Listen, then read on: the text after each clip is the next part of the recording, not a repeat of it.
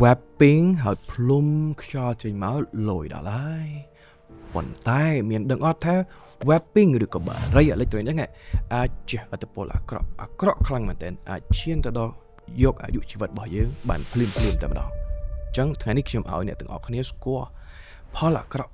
3ដែលបារីអេឡិចត្រូនិកហ្នឹងឬក៏ wrapping ហ្នឹងជះមកដល់សុខភាពយើងទី1គឺជះមកដល់សួតបាទសួតនៅពេលដែលយើង wrapping smoke wrap យូរទៅអាចនឹងមានការរលាកទងសួតហើយបើសិនជាអ្នកមានជំងឺហឺតណាមួយទៀតអាចធ្វើឲ្យផលអាក្រក់មែនតើបាទអញ្ចឹងរលាកទងសួតយូរទៅជារលាកសួតបន្ថែមទៀត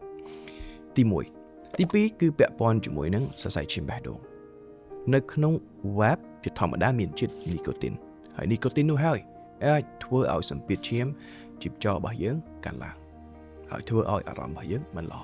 ហើយចូលមកដល់មួយទៀតនោះគឺពាក់ព័ន្ធជាមួយនឹងខួរក្បាលកាលណាបើសិនជា